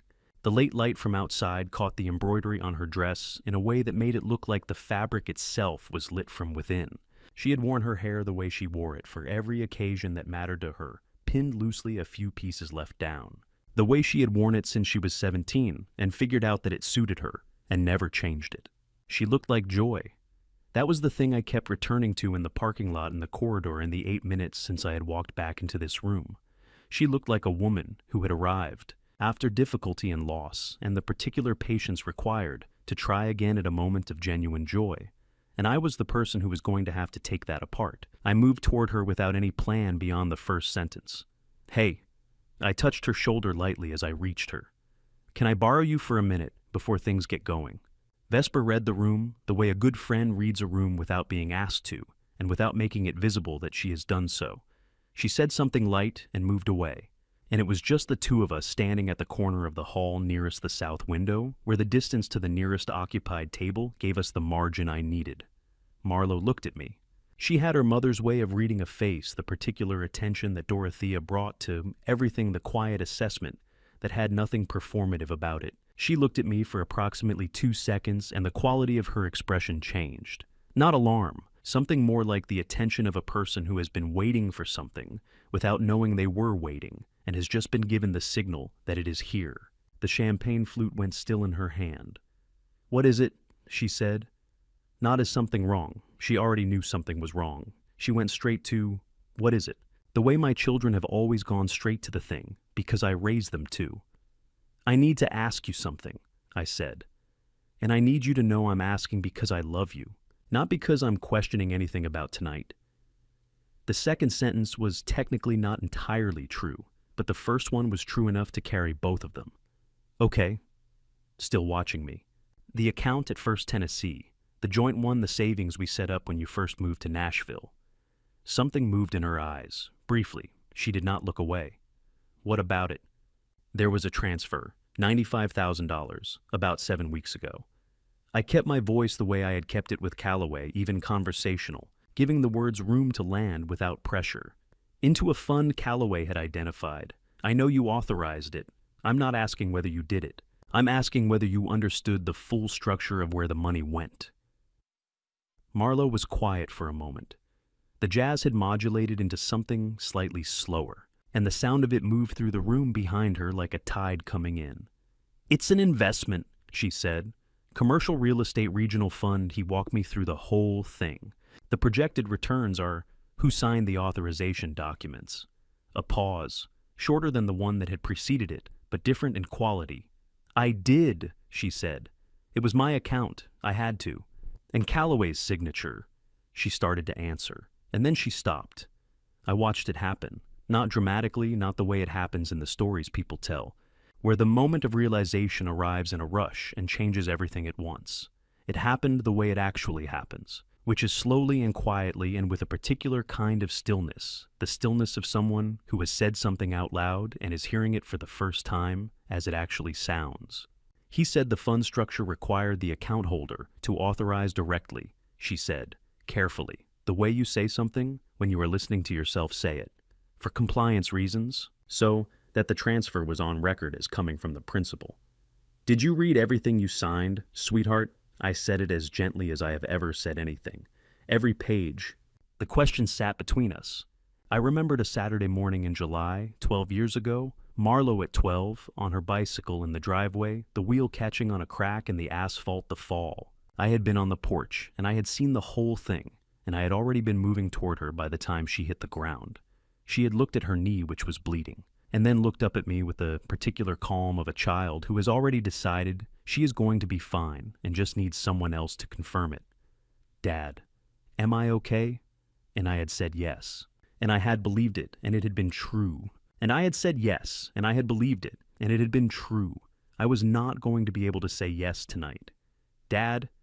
Her voice had changed. The register of it had dropped from the brightness she had been carrying all evening to something quieter and more fundamental, the register she uses when nothing else applies. "What are you trying to tell me?" I looked at my daughter in her wedding dress in the low gold light of this room that had been holding celebrations for 150 years. And I could feel the shape of every word I needed to say next, and I could feel the distance between those words and this moment, and I could feel that distance closing. There was nothing easy on the other side of it, but she had asked me directly, and she had always deserved the direct answer. Sometimes the truth does not arrive as a shock. It arrives as the exhale of someone who has been holding something too heavy for too long, held it through the ordinary days and the difficult ones, held it through the moments when it would have been easier to put it down, held it because putting it down would have required admitting that it was there in the first place. And when it finally releases, it does not sound like shattering. It sounds like the end of effort, a breath that has been waiting without permission for a very long time. I told Marlo what I needed her to know. Not everything, not the full architecture of it, not the shell companies or the Nevada Wire or the Montana LLC or the conference photograph from 2019. I gave her the frame without the details, because the frame was what she needed, and the details would come in their own time when there was space for them. I told her that Cassian had been conducting an official federal investigation, that Callaway's identity had inconsistencies that went beyond paperwork, that the money in her account was part of a pattern the FBI had documented across 4 states. I watched her face while I said it. She did not look shocked. That was the thing I had not prepared for, not because I should have been surprised, but because some part of me had hoped I would be wrong about what I had seen in her eyes in the 10 minutes before this conversation. But Marlo looked at me the way a person looks when they have been given language for something they have been carrying without it, and the language is both a relief and a reckoning simultaneously. When I finished, she did not say anything for a long moment. The jazz behind us had settled into a quieter passage, one of those unhurried stretches in the middle of a set where Shepard seemed to be giving the room space to breathe. The bass walking a slow line beneath a piano that was doing very little and making it sound like intention. The guests at the nearest tables were in their own conversations, their own evenings, their own ordinary versions of this Saturday in October. Marlo turned and looked out the south window. The last of the daylight was mostly gone now, and the glass gave back a reflection of the room rather than the grounds she was looking at the room from outside it or at the ghost of herself superimposed on the dark garden. 3 weeks ago, she said. She said it to the window, not to me. His laptop was open on the kitchen table. I was walking through. I wasn't looking for anything. I wasn't. She stopped. The champagne flute was still in her hand, still untouched. There was an email. The name at the top of the correspondence was different. Not Calloway Reed, a different name, but the signature block had his phone number and the bank account in the footer. It was the same one I'd been transferring into. She was quiet for a moment. I asked him about it that evening. I tried to sound casual, like it was just something I'd noticed, and he explained it the way he explains everything. A pause. He said it was an old corporate account from a previous entity he'd wound down, that the name difference was a registered trade name issue during the dissolution process, that it was a legal technicality he'd been meaning to clean up. He said it like it was nothing, like I was supposed to feel slightly embarrassed for asking. "And you believed him," I said gently. Not a question, just a door I was leaving open. "I believed him," she said, "or I chose to." She turned from the window and looked at me then, and her eyes were red at the edges, not from crying. Not yet, but from the particular pressure of holding something that wants to become tears and not allowing it to. Not here, not in the middle of this room in front of 100 people. I knew Dad. Her voice had gone very quiet. The register of it, stripped of everything the evening had asked her to perform, was the same voice I had been hearing since she was 5 years old. I think I always knew something wasn't right. Not all of it. I didn't know what I know now, but that feeling. The one that shows up and you don't have a reason for it yet. She looked down at the glass in her hand. I kept thinking if I just gave it more time, found a reason that made sense, it would resolve. That I was the problem. That I was looking for something to be afraid of because I'd been afraid before. I did not say, "Why didn't you tell me?" I will not pretend the thought did not exist.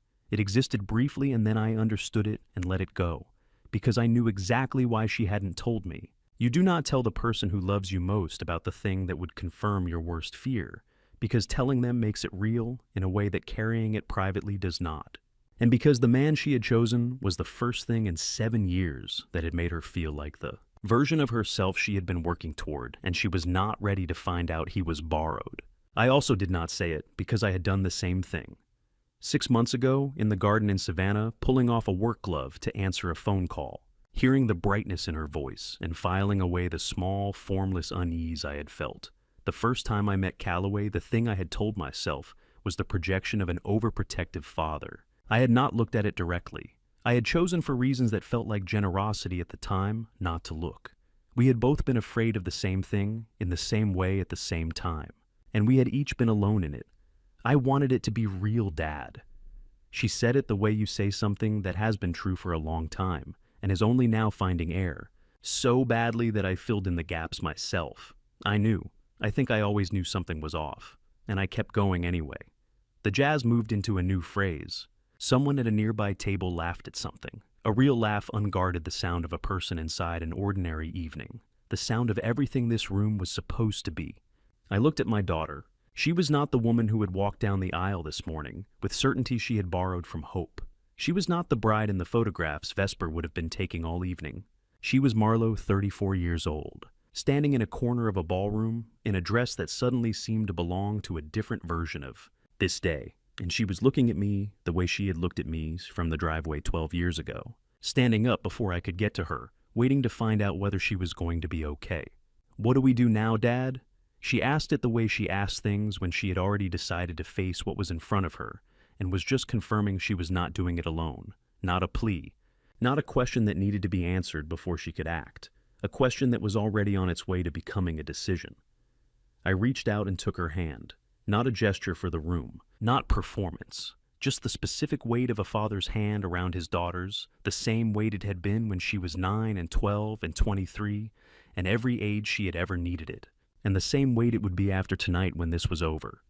"We finish this?" I said, "together." She looked at our hands, then at me. She nodded once the way she nods when something is decided and she's ready. Not easily and not without cost, but decided. We both understood that together did not mean simply. It meant the opposite of simple. It meant the next 30 minutes of this evening and the weeks and months after them, and all the ordinary days she would have to reconstruct from something that had been built on nothing. But she was still standing. She had always been standing before I got to her. My father once told me that a good question is more powerful than a good answer, because the answer only closes one door, but the right question opens every wall. I had spent my career asking the questions that engineers and contractors did not want to be asked. Not aggressively, not dramatically, simply with the patience of a man who already knows the answer, does not match the drawing, and is waiting with professional courtesy. For the moment when the person holding the drawing understands that too. I had never applied it to a person before tonight. Marlo walked back into the main hall beside me without speaking. She did not need to speak. She had made her decision in the corner by the south window, and she was carrying it now, the way she carried every decision she had ever made, quietly, without fanfare, as if the deciding had already happened somewhere interior, and what was visible now was simply the consequence of it. I could feel Cassian at the far end of the room, before I located him visually, that awareness you develop of where a person is, when you have known them their entire life, and they are the fixed point you are navigating around. He was near the garden corridor door, exactly where he had said he would be. Calloway was at the East Bar. He had acquired a fresh glass of something amber, and was in conversation with Brennan, the wedding MC, who was laughing at something with the easy warmth of a man who considers himself good at his job. Calloway's posture was what it had been all evening, relaxed, positioned with precision, aware of every entrance without appearing to be aware of anything except the person in front of him. Beatrix appeared at my right elbow, which did not surprise me. She had her mother's gift for materializing exactly where something was about to happen, and she had her own gift, 20 years of civil litigation, for knowing when a room was about to change temperature. She did not say anything. She simply arrived with Garrison a step behind her, and looked at me with the focused attention of someone who has already started reading the brief. I looked at her, a very small nod. She held my eyes for a moment, then let her gaze move to Calloway, the way a lawyer looks at a witness before cross-examination, establishing the geometry of the space. She understood. I moved toward the bar. Calloway saw me coming, with enough time to complete his laugh at whatever Brennan had said, register my trajectory without reacting to it, and half-turned to include me in the conversation by the time I arrived. A completely natural piece of staging. Everett, warm, open the volume of a man welcoming family. I was just telling Brennan about I want to make sure I have this right, I said. My voice was conversational. The volume of it was appropriate to the distance between us, not raised. Not lowered, simply calibrated for two men talking at a wedding reception. Brennan correctly reading the specific frequency of something he was not part of. Found a reason to be elsewhere within 15 seconds. Your graduate program? I let the sentence sit for just a moment, the way you pause in a blueprint review before you point to the discrepancy. Was it Georgia or Vanderbilt? Calloway smiled. Georgia. I mentioned that the real estate development program. The smile did not flicker. Why do you ask? I must have gotten confused. Garrison had mentioned Vanderbilt at dinner in Atlanta. I thought that was what you'd said. I returned the smile with the same temperature he offered it. These things get mixed up. The Charlotte project reminded me of the anchor tenant on the Tryon Street frontage. I was describing it to an architect colleague of mine, and I want to make sure I have the right details.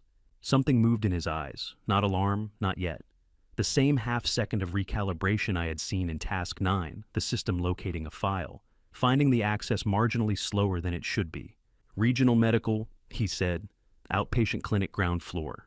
Right. Because I had it in my mind as hospitality boutique hotel component, upper floors. Must have been a different project. I nodded slowly, the nod of a man accepting a correction. And the development group you were with before you went independent. I've been blanking on the name. Someone asked me at the firm last week. The smile held. But it held the way a structure holds when the load has exceeded the design tolerance, visibly effortfully, with a quality of effort that was not there before. He gave me a name. It was not the name from Task 9. It was not the name from the February opening. It was a third name, clean and unfamiliar, delivered with the same fluency as the others. Marlo was standing 3 feet to my left. She had not moved since we reached the bar. She was watching her husband answer her father's questions, and I did not look at her directly. But I could see her in the edge of my vision, the particular stillness of someone watching a performance they have seen before and are only now understanding is a performance. Beatrix had moved. She was at the near end of the bar now, Garrison beside her, positioned with the unhurried naturalness of two people who had happened to drift in that direction. She had her champagne flute in her right hand, and her full professional attention on the conversation in front of her, and the stillness of a litigator who has identified the moment and is waiting for it to resolve. I continued. I asked about the Delaware registration structure, framed as the curiosity of a retired professional who had dealt with commercial entities in his career. Who found the mechanics of business formation interesting, Calloway answered. I asked about the timeline when Meridian Capital had been registered, when the investment structure had been formalized, how the fund reported to investors. Calloway answered. Each answer was smooth. Each answer was wrong in a way that was not individually visible but accumulated question by question. Like hairline cracks spreading through a facade, nothing structural in isolation, everything structural together.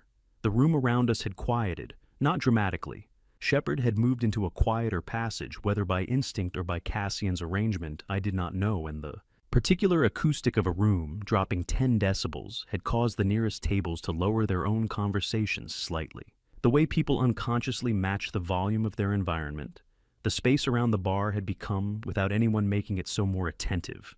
Calloway felt it. I watched him feel it the moment when a man who has been reading a room all evening detects a shift in the current he has been navigating and cannot immediately locate its source. He looked at Marlowe, she looked back at him, and she did not smile. That was the moment, not the questions, not the inconsistencies cataloged and compounding. The moment was Marlowe looking at her husband and not smiling after an entire evening of looking at him like the answer to a question. She had stopped asking, and something in his expression registering that the ground he had been standing on had changed composition. He looked back at me. I think there might be some confusion here, sir.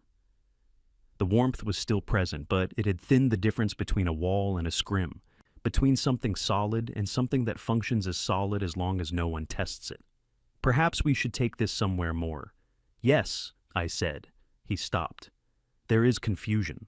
I reached into the inside breast pocket of my jacket. The motion was unhurried, but not on my part. I produced the folded sheet of paper and held it between us, not opening it, not offering it simply present the way an exhibit is present before it is entered into evidence. The room was very quiet. Before I reveal the moment that destroys everything Calloway has built tonight, comment 13, so I know you're still with me. This is the moment the whole evening has been waiting for. Quick note, this story contains fictional elements crafted for storytelling and educational purposes. Any resemblance to real names or places is coincidental, but if this isn't the content you're looking for, it's okay to step away now. A photograph does not argue. It does not explain itself, does not apologize for what it contains, does not soften its edges for the person looking at it. It simply exists, with the particular patience of a thing that has been waiting in a digital archive on a conference website. In a folder pulled by a federal investigator, 14 months into a case, for the moment when someone with sufficient reason to look finally looks. I unfolded the sheet of paper. It was standard letter size, matte finish, printed on the portable unit Cassian had described, the same image I had held in my hands in the parking lot 90 minutes ago. Now warm from my jacket pocket, carrying the specific weight of something that has been waiting for the right room. I set it on the bar between us. The photograph was what it had always been, a networking sessions, tables with white linens, conference lanyards, the banner for the Nashville Business Development Summit visible in the upper right corner. March 2019. In the lower left quadrant, a cluster of 8 people in the informal geometry of a mid-afternoon break. 2 men shaking hands, one of them, me, younger by 5 years. Name badge on my lapel, half turned in the frame. The other, with dark hair worn slightly longer, a close-trimmed beard, a navy suit, no tie. Calloway looked at the photograph. 1 second. 2. I don't see the relevance. He said it the way he said everything smoothly, with the assurance of a man accustomed to moving language around obstacles. That's a conference photograph. I attend a lot of industry events. The lighting isn't clear, and it was 5 years ago. That's interesting, I said, because I remember the conversation quite clearly now. I kept my voice exactly where it had been, the conversational even, the voice of a man reporting something factual. You asked about my daughter. You asked where she lived, what she did for work, whether she was seeing anyone. I paused. I told you she was a photographer in Nashville. I gave you her first name. I was proud of her, and you seemed interested, so I told you. The room was very quiet. It had been getting quieter since the moment I produced the folded paper.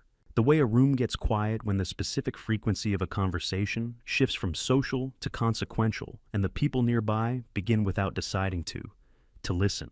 Shepard had brought his quartet to a complete stop. I was not certain when exactly that had happened, and the absence of the music made the space feel larger than it was. The high ceiling of Dunleith's ballroom, suddenly present and attentive. Brennan the wedding, M.C., was standing near the north side of the room, with the expression of a professional whose evening had moved entirely outside his professional preparation. Marlowe was looking at the photograph. She had not touched it. She was looking at it from the distance of a person who wants to be certain before they commit to what they are seeing. The way you look at something that is going to cost you something to believe. She looked at it for a long time. Then she looked at Calloway. "That's you," she said. She said it the way you say a thing, when the saying of it is the act, not a question, not an accusation, not the opening of a conversation, a statement of fact, delivered in a voice that had gone very quiet and very clear. The voice of a woman who has just watched a version of reality she had been maintaining, close without her consent. Calloway turned to her. The warmth came back specifically calibrated, aimed directly at her. "Marlowe, whatever you're thinking, show us a valid ID." Beatrix stepped forward from the right side of the bar. 20 years of civil litigation had given her a voice that did not require volume. It required precision, and she had an abundance of it. She set her champagne flute on the bar with a sound that was not loud but carried. "Any ID, Calloway, driver's license, passport, anything with a name and a photograph." The request was simple. Civilian legal, entirely reasonable, the kind of thing any person in any room has the right to ask of another person. It required no authority. It required only the willingness to ask. Calloway looked at her. Something happened in the geometry of his expression. Something I had not seen in the 4 hours I had been watching him across this room. The architecture of it shifted, not collapsed, not yet. But the tolerances had been exceeded, and the shift was visible to anyone who had been reading the structure long enough to know what it looked like before. He looked at Marlowe again, then at me. Then, for the first time since 4 p.m., when I had walked into this hall holding a bourbon glass, I was never going to drink. He looked at the room, not the way he had been looking at it all evening, that measured 3-second scan, reading exits and entrances, mapping positions, maintaining the comprehensive spatial awareness of a man who always knows where the doors are. He looked at it the way a man looks at a room when he is calculating whether it has become a room he cannot leave on his own terms. His gaze moved to the main entrance at the south end of the hall, to the garden corridor door at the north, to the side entrance near the catering area to the west. He was not assessing, he was searching. Across the room near the garden door, I saw Cassian's right hand move a specific unhurried motion, retrieving his phone from his jacket pocket. Not raising it, not making a call. Typing something, 6 or 7 characters. Then the phone back into the pocket. A message sent, a signal given. I looked at Calloway. He had recovered enough to produce something that resembled his earlier composure, thinner than it had been, and missing the load-bearing elements but recognizable as the same construction. The smile had returned, diminished, like a room with the same furniture but without the light that had made it feel lived in. "I think," he said carefully, "that this has gotten out of hand. I don't know what you think you have, Everett, but whatever this is." He stopped speaking, not because I interrupted him, not because anyone spoke, because the side door to the hallway corridor, the door in the west wall, the one I had come in through 90 minutes ago when I came back from the parking lot, had opened, and a man had come through it. 61 years old. Solid build, gone slightly softer with the years the way men go when they have worked hard all their lives, and the work has stopped. Hair gone gray at the temples and the crown. He had changed something about his appearance, I did not know exactly what. But there was something slightly different about the way he carried himself than the description I had assembled from Cassian's account in the parking lot. And he moved with the careful, deliberate pace of a man who has thought about this walk for 14 months and is not going to hurry it now that it is finally happening. He crossed the threshold. He stopped. He looked at Calloway Reed from across the width of the reception hall of Dunleith Historic Inn, and he did not say anything yet, and he did not need to, because the fact of him standing there, the specific, unmistakable fact of this man's presence in this room, was already the most important thing that had happened all evening. And Calloway Reed had gone very, very still. There are people who enter a room and change nothing about it. They find the current and move with it, adjusting, accommodating, becoming part of the atmosphere without disturbing it. And there are people who enter a room and change everything simply by being present, not through volume, not through drama, but through the specific gravity of someone who has arrived with a purpose that the room has no choice but to arrange itself around. Orson Whitfield was the second kind. He moved from the doorway into the body of the hall with the unhurried pace of a man who has been waiting for this walk for 14 months and intends to take every step of it deliberately. The guests near the west wall moved without understanding why, the small instinctive clearance that people make for someone whose intention is visible in the way they carry themselves, even when the intention itself is not yet readable. By the time he had covered half the distance between the door and the bar, a path had opened through the center of the room, as naturally as if it had been planned. I did not speak. There was nothing I needed to add to what was already happening. He stopped in front of Calloway Reed, not close enough to be aggressive, close enough to be present the specific distance of two men who have unfinished business and both understand it. Orson looked at him, the way you look at something you have been searching for long enough that the finding of it requires a moment of simple confirmation before anything else can proceed. "You used the name Mercer," Orson said. "When you approached me, Elliot Mercer." He said it without inflection, not as an accusation, not as a question, a statement of record. "Do you remember that?" The room was completely still. Calloway did not answer immediately. I had watched him all evening, the fluid automatic response, the language that moved around obstacles before the obstacles had finished forming. For the first time since I had walked back through that side door at 5 o'clock, there was a pause before the mechanism engaged, not long, not visible to everyone in the room, but present. "I don't know what you think you're—" "My name is Orson Whitfield." He said it the way a man gives his name when the name itself is testimony. "I was the chairman of Whitfield Construction Partners in Knoxville, Tennessee. I built that company over 31 years. He paused not for effect, but in the way that a man pauses when he is moving through something that cost him, and he is being careful with the weight of it. 2 years ago, a man named Elliot Mercer came to me with a commercial real estate investment opportunity. Mixed-use development in the Knoxville market projected returns that were detailed and credible, supporting documentation that looked exactly like what legitimate documentation looks like." Another pause. "I know what legitimate documentation looks like. I had been reading contracts for 31 years. Nobody in the room moved. I was aware of Dorothea somewhere to my left. I could locate her by the quality of the stillness she was holding, which was different from the stillness of the other guests. A private stillness, a wife and mother. Stillness that had its own texture. I invested $380,000, Orson said. It was the majority of what I had built after the sale of my company. It was the foundation of everything my wife and I were going to do with the next 20 years. He looked at Calloway steadily. Within 6 months, the LLC was dissolved.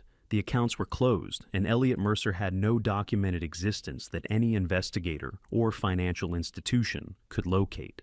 Calloway had recovered enough to produce language. "I understand you've been through something difficult, but you have the wrong—" "My wife's name was Margaret."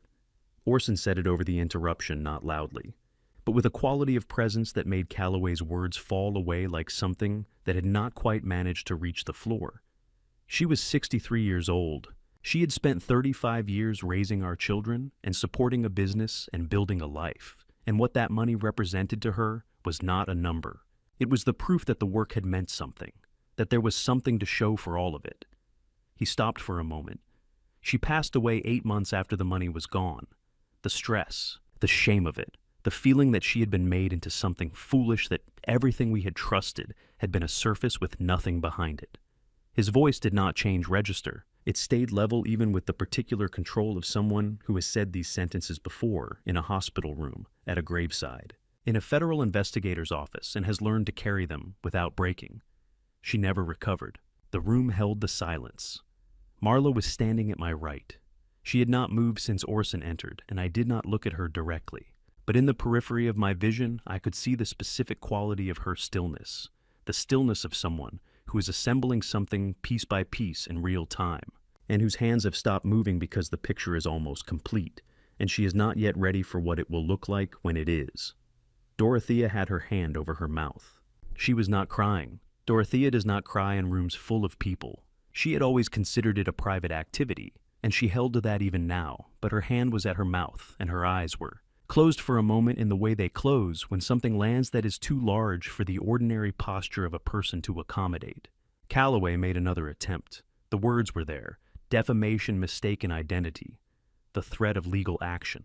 The language of a man who has used legal frameworks as weapons often enough to reach for them reflexively.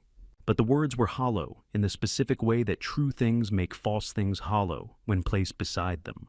Every syllable he produced made the room quieter, because the room was full of people who had just heard Orson Whitfield say, "Margaret and 8 months, and she never recovered." And no construction of language that Calloway Reed could assemble in the next 30 seconds was going to compete with what those words had left in the air. Beatrix had her phone out. She was recording. The civil litigator's instinct document, everything documented.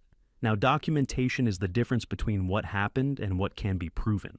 She held it with the practiced stillness of someone who had done this before, in rooms that mattered, and she did not announce what she was doing, and no one told her to stop. Orson looked at Calloway for a long moment. Then he said the last thing. "I promised her." He said it quietly, not for the room, although the room heard it, for Margaret. For the woman who had been 63 years old and had not recovered from the weight of what had been taken from her, and who was not in this room, but was present in the reason her husband had driven to Natchez, Mississippi on a Saturday in October, and changed his appearance and waited in a private suite on the second floor of Dunleith Historic Inn for the signal that it was time to walk downstairs. "I told her I would find you. I told her I would stand in front of you and say her name. I kept that promise." The last words settled into the stillness of the room, like the final stone placed in a foundation, not dramatic, not loud, but structurally complete. The kind of thing that, once in place, cannot be removed without the whole structure coming down. Calloway Reed looked around the room. 120 people, every face turned toward the bar. The quartet, silent instruments down. Shepard sitting with his hands folded, watching. Brennan against the north wall, professional composure entirely surrendered to the occasion. Beatrix with her phone steady. Marlowe still. Dorothea still. Garrison still. He looked at every exit, and in his eyes for the first and only time in an evening of performance of calibration, of constructed warmth and manufactured ease, there was no calculation. There was only the look of a man who has understood at last that this is the room he is in, and there is no other room to move to. In 30 years of architectural practice, I learned that no structure stands alone. The wall that looks solid from the street is held by a framework you cannot see from the street.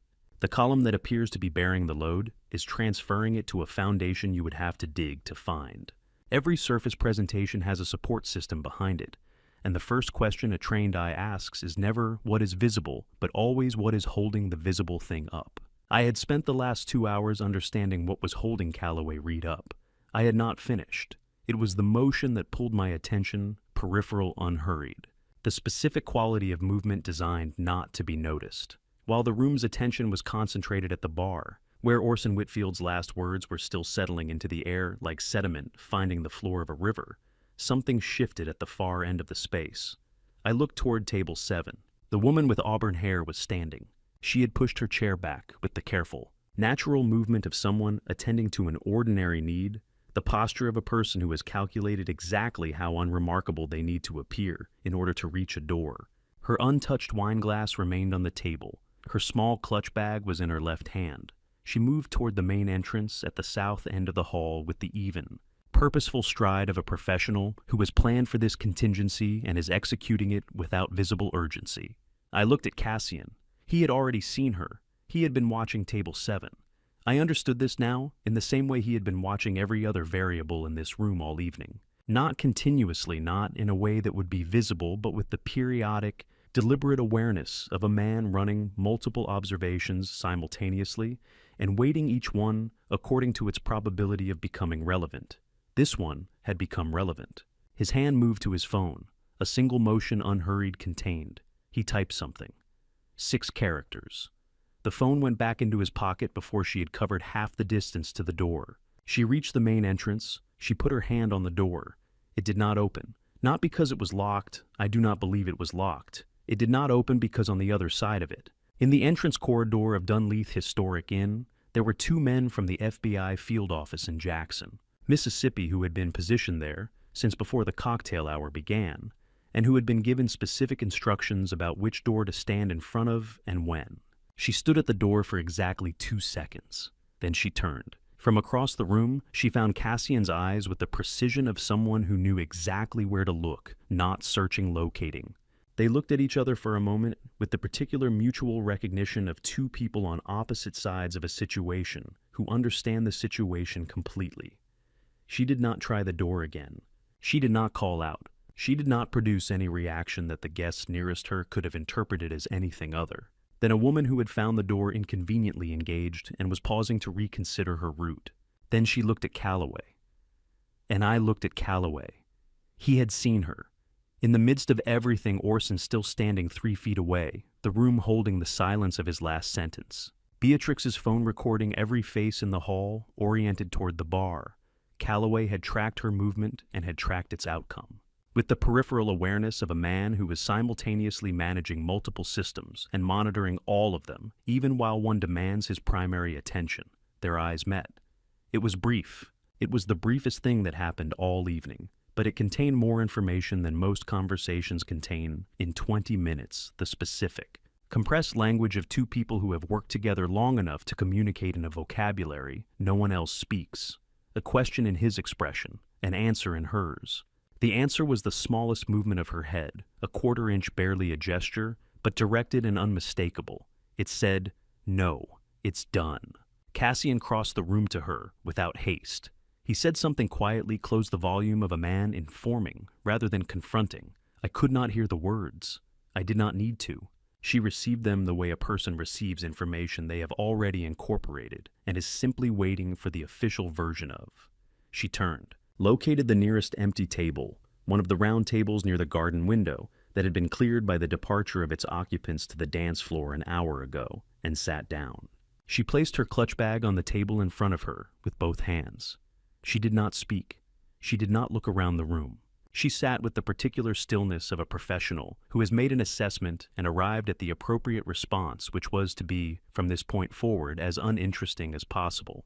Garrison had appeared at Beatrix's shoulder. I watched him lean close and say something in a low voice. One hand briefly on her arm, the gesture of a man relaying information he has just assembled and wants her to have. Beatrix absorbed it without moving the way she absorbs everything. And then she closed her eyes for approximately 1 second, and opened them again with the specific clarity of a woman who has just updated her understanding of a situation and is now operating from the updated version. She did not stop recording. I looked at Calloway Reed. He was looking at the table where the auburn-haired woman was now sitting, with her bag in front of her and her hands folded and her eyes directed at nothing in particular. He looked at her for 1 moment, and whatever the look contained, it was not surprise. It was not confusion. It held no quality of a man encountering something he had not considered. It held the quality of a man watching a contingency fail. Then he looked at me. I said it the way I would have said the finding to a client, plainly without drama, as the conclusion of a professional assessment. You didn't come here alone. The jazz quartet behind us remained silent. The room remained still. 120 people were holding whatever they were holding and not moving. Calloway looked at me. He did not answer. And in the silence where the denial should have been, the smooth, rehearsed, immediately deployed denial that had answered every other thing I had put in front of him tonight, there was nothing. Only the silence, which was everything. The moment a person loses all control is quieter than you expect. Not a crash, not a shout. A foundation crack, silent, invisible from the surface, spreading through the structure long before anything above it shows the consequence. I had watched Calloway Reed run calculations all evening. I watched the last one fail. He turned to Marlowe, not to me, not to Cassian or Orson or Beatrix. To Marlowe because she had always been in his accounting, the one variable he believed he understood, the one investment that had developed weight beyond its original design, or that he needed to believe, had now that every other instrument had been taken from him. He said her name. He said it the way you reach for something, when the drawer is empty and only your hand remains. The warmth was still there, thinner now, worn down to the mechanism beneath it. Whatever you've heard tonight, I can explain it. All of it. His voice had dropped to the register he used when it was only the two of them. You know me, Marlowe. You know who I am. The room held its breath. Marlowe looked at him. I had been preparing somewhere in the back of my mind for tears. The particular destruction of a daughter in a wedding dress with her eyes ruined. I would have found that harder to stand than anything else in the room. But Marlowe did not cry.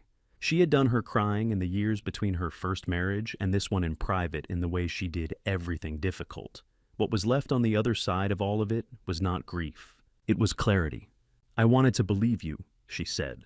Her voice was steady, not the steadiness of effort, not something held together by will, but the quieter steadiness of something that has moved past the place where effort is required.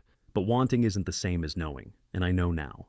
She stepped to the side, one deliberate movement that created a space between them, a negative space, the void that gives the solid thing its meaning. She turned toward the door. "Please leave." Not a request, the final sentence of a document that had been closed. Calloway stood for a moment in the space she had made. Then he looked at me. I do not know what he was searching for. Some residual softness in a father who had watched his daughter navigate this for 2 hours, the particular weakness of a man who might at the final moment prefer a version of the evening where none of this was true. I do not know if he had tried this before, whether the father was a variable he had learned to read for opening. I gave him nothing. Not out of cruelty, because there was nothing to give. What I felt was not anger, not satisfaction, something quieter and more permanent. The specific piece of a man who has done what was required and is standing on the right side of it. He looked at the room. 120 people. Every face turned. Shepard with his hands folded, instruments down. Orson standing where he had been standing, unhurried, complete. Beatrix with her phone level. Garrison beside her. Dorothea at the far table, hands clasped at her waist. Still in the way she is still when she has understood everything and chosen for this moment not to move. He looked at all of it. Then Calloway Reed, without a word, without apology or admission, turned and walked toward the door. He did not run. He carried the residual architecture of the performance he had maintained all evening, the shape of it still around him, even now. Because it was the only thing he had left to carry, and he intended to carry it out of this room with what remained of its structure intact. I reached into my jacket pocket. The pocket watch was there, the Waltham, the family weight of it, the engraving worn smooth by 3 generations of hands. I had brought it tonight to place in the hands of the man my daughter had chosen. I closed my fingers around the case, felt the winding stem, the small imperfection on the back edge where I had dropped it once on a tile floor, and it had survived. I took my hand out of my pocket without removing it. There are things that belong to your family. They stay there. The door opened. On the other side, the October night, the oak canopy, the wrought iron gate on Homachito Street. 2 men from the FBI field office in Jackson, Mississippi, standing in the cooling dark with a federal arrest warrant and the patience of people who have been waiting, because waiting is the work. The door closed. Cassian's phone was already out. One message sent, without looking at the screen, the motion of a man confirming something he has been ready to confirm for 14 months. I looked at Marlo. She had turned back to face the room. 30 feet of ivory silk chandelier, like the last of an October evening, coming through the tall windows behind her. She was looking at me the way she had looked at me from the driveway at 12 years old, not asking to be carried, just asking to be told the truth about whether the ground would hold. No performance, no concealment. Just Marlo in a room that was no longer a wedding, looking at her father without anything left to hide. Across the room, the wedding cake stood untouched on its table. 5 tiers. White fondant, the cutting knife on its folded linen, placed there hours ago, in expectation of a moment that was not going to come. Nobody moved toward it. Nobody was going to. After the large moments in a life, there is always a silence nobody knows what to do with. Not emptiness, the opposite of emptiness, a silence full of everything that has just happened and everything that has not yet been said and everything that will need to be navigated in the days and months ahead. The particular silence of a room that was one thing an hour ago and is now irreversibly another and is still deciding what to be next. The guests had begun to leave, not all at once in the gradual, uncertain way of people who have witnessed something they did not come expecting to witness and are not yet sure how to carry it home. Small clusters at the doors, quiet goodbyes, coats retrieved. The catering staff moved through the room with the practiced discretion of professionals restoring order around people who had not yet finished being where they were. The wedding cake stood undisturbed. Cassian appeared at my left shoulder. He did not sit. He stood the way he had stood all evening, present, calibrated, and he spoke at the volume of a man reporting to someone who has earned the report. Both are in custody. No incident. He said it with the particular economy of language that means it went the way it was supposed to go. The Jackson agents processed it cleanly. The Delaware accounts have been frozen under emergency order that came through 40 minutes ago. He paused. The 95,000 active recovery, the legal basis is solid. It's not gone. He paused. Your retirement accounts were flagged and frozen before close of business today. Callaway hadn't had time to move against them. That part held. And the 95, I said. Not guaranteed, but possible. He looked at me steadily. More possible than it was this morning. I nodded. The woman from table 7, I said. Financial coordinator, Cassian said. She managed the receiving accounts, set them up, moved the funds, closed them out. She's done it across at least 3 operations. Her name isn't the one she gave at the door tonight. He said it without satisfaction, the way you report a fact that doesn't make you feel any better for knowing it. She'll be more useful to the case than Callaway is. People like him always rely on someone who does the actual paperwork. And I felt something shift in my chest, not release exactly, not the clean resolution of a weight removed, more like the first degree of a shift. The way a load redistributes when one element finds its bearing, the total weight unchanged, but the distribution altered enough to make the carrying possible in a way it had not been before. Cassian put his hand on my arm briefly, the same gesture I had used with Marlowe in the corner 2 hours ago. The gesture that says, I am here, and I am not leaving without requiring language. Then he moved away toward the far end of the room, where 2 men from Jackson were waiting for debriefing. Dorothea came. She did not ask me to explain. She did not ask for the sequence of events, or the legal details, or the names of the accounts, or the timeline of the investigation. She placed her hand on my forearm, her left hand, the one with her mother's ring, and stood beside me in the way she has stood beside me for 38 years, when something was too large for conversation and small enough for presence. We stood there for a moment, looking at the room. Then she spoke, quietly the way she speaks when something has been sitting inside her long enough to have worn a groove. I had a feeling, she said, from the first time. I looked at her, the way he looked at her. She did not look at me. She was looking at the middle distance at something only she could locate. It wasn't the way you look at someone you love. There's a particular quality to that, and I know what it looks like because I have been on the receiving end of it for 38 years. A pause. He looked at her the way someone looks at something they have assessed and found valuable, not cherished, valued. There's a difference. You didn't say anything. I was afraid I was wrong. She said it the way she says things she has already made peace with. I was afraid I was the mother who couldn't let her daughter be happy, who found the problem in everything because the alternative believing being glad required a kind of trust I couldn't quite locate. She was quiet for a moment. So I was quiet, and I watched, and I told myself I was being generous. I thought about the garden in Savannah and a work glove pulled off to answer a phone, and a conversation I had chosen not to ask more questions about. I thought about all the ways that fear wears the costume of generosity. We were doing the same thing, I said. Yes, she said. We were. She left her hand on my arm. That was enough. After 38 years, there are moments when the most accurate thing 2 people can do is stand next to each other and acknowledge that they were both wrong in the same direction at the same time, and that this does not diminish what they have built. Beatrix arrived with Garrison a step behind her. She had put her phone away. The litigator's posture was still there. It is always there with Beatrix. It is structural, but the voice she used was the one she keeps for family, which is softer and more careful than the one she uses for courtrooms. I'll coordinate with the FBI attorney on the civil recovery process, she said. Asset tracing wire fraud remedies the joint account documentation. There's a path. She looked at me directly. It won't be simple, but there is a path, and I will walk every inch of it. Not tonight, I said. Not tonight, she agreed. Tonight you don't have to do anything except be here. Garrison said nothing. He stood beside his wife with his hand at the small of her back, and his presence was the full extent of what the moment required from him, and he knew it.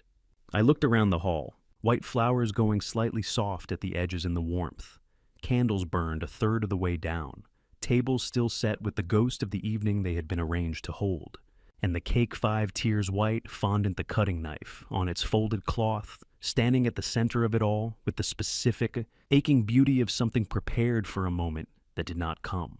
There are things that are most beautiful at the point of their incompletion. I had spent 30 years building things meant to last, and I had never understood that until tonight.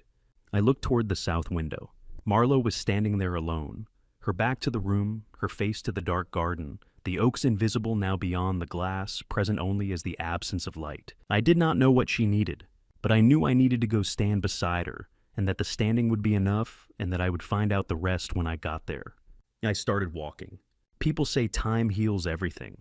I have lived long enough to know that isn't quite right. Time doesn't heal. Time creates distance, and distance creates perspective. And perspective gives you the one thing healing actually requires: the ability to choose what you carry forward and what you set down. The healing is in the choosing. Time just makes the choosing possible. I reached the window where Marlo was standing. The oaks were invisible now, present only as darkness beyond the glass, the absence of sky where their canopy blocked it. The same trees that had been there in the parking lot 3 hours ago when everything was still what it appeared to be. They did not know the difference. They had been standing in this ground for a century, and would stand here for another, indifferent to every occasion held behind them. I stood beside my daughter and did not speak. She spoke first. "I'm not okay right now." She said it to the glass, not to me the tone of someone reporting a finding, rather than asking for comfort. "But I think I will be." I nodded. It was the truest thing said in this room all evening, not shaped for someone else's reassurance. Just the unadorned assessment of a woman taking stock of where she stood and finding that the ground, though damage, was still ground. "I'll hold you to that," I said. She was quiet for a moment. The sounds of the reception had receded, staff moving at the far end, the last guests finding their coats, the specific acoustic of a large space emptying. "Why did you wait?" she asked. "If you felt something was wrong." I had been carrying the answer since the parking lot. "Because of the first time," I said. "Your first marriage. I've spent 7 years believing that was partly my fault, that I saw things and said nothing. And if I had spoken earlier, you might have been spared what came after." I paused. "So when Calloway came along, I decided what I owed you was room. Space to choose without your father, standing at the edge of it, looking for the flaw." I stopped. I was so determined not to make the same mistake twice that I made a different one. Marlo turned from the window. She smiled. Not the bride's smile she had worn all evening, that brightness shaped for the occasion, for the 120 people, for the day she had believed she was living. This was something older, the smile of a daughter who has watched her father be human for 34 years and has arrived at a specific patient understanding of exactly how human he is. Dad. Quiet. Certain. "Her marriage wasn't your fault, and this isn't either. You didn't bring him to me. He found his way here on his own. Whatever he was looking for, he was always going to find someone." She held my eyes. "That's on him, not on you, not on me." I looked at my daughter. I had been carrying a specific weight for 7 years that I had not recognized as a weight, because I had carried it long enough to stop feeling its edges. It shifted, not all at once, enough. Footsteps behind us, unhurried, familiar. Cassian came to stand on Marlo's other side without announcing himself, the way he had been moving all evening, to the right place at the right time, without fanfare. The three of us stood at the window together, looking out at the darkness where the oaks were. I reached into my jacket pocket. The Waltham, the engraving smooth under my thumb, the small imperfection on the back edge from a tile floor 30 years ago that had survived because it was built to survive. I turned it once in my fingers, felt the weight of it. The accumulated weight of every hand before mine, every intention I had carried with me into this evening. I put it back, not discarded, returned to its place near the left side of my chest, where it had been all night. The right person existed somewhere ahead in the ordinary days that follow extraordinary ones, in the slow work of reconstruction. I did not need to know when. I only needed to know it was possible. "What do we do now?" Marlo asked. I looked at her, then at Cassian, then at the darkness, the old trees standing in it, patient and permanent, rooted in ground that had held them for a century. "We go home," I said. Simple, true, the most complete sentence of the evening. The three of us turned from the window. Behind us, the room held what remained of the night flowers, softening at the edges. Candles burned low. The wedding cake standing untouched at the center of it all, still beautiful, in the way that unfinished things are beautiful. We walked toward the light, not back to what had been, forward toward something without a name, yet that would take time and work and the ordinary patience of people who have chosen to remain. But forward together. That was enough. There is a verse I return to now, more than I did before that October evening. The truth will set you free, but first it will make you uncomfortable. I used to think God placed that discomfort in our lives as punishment. I understand now it is the opposite. It is the cost of freedom, and it is always worth paying. This is a family story I did not choose to live, but one I am grateful now to have survived. If I could offer you anything from it, it would be this: do not do what I did. Do not confuse silence with kindness. Do not call your fear generosity and your avoidance respect. When something in your spirit says, look closer, look closer. The people you love deserve your honest eyes, not your comfortable ones. Family betrayal does not always arrive as a stranger. Sometimes it walks through the front door, holding flowers wearing a name you chose to trust. And sometimes the ones who enable it most are the ones who love the victim most, because love without discernment can become its own kind of blindness. This has been one family story that changed how I see everything, especially myself. My personal belief: no family is immune, but every family can choose how it responds. That choice is where the real character lives. If this family betrayal resonated with something in your own life or someone you know, leave a word in the comments. Your story matters. Share this if it reached you, and stay close to this channel because the next story is already waiting. Thank you for staying until the very end. It means more than you know. A gentle note: the stories ahead contain fictional elements crafted purely for reflection and understanding. If that is not the content you are seeking right now, please feel free to step away and find what serves you best. No judgment, only grace.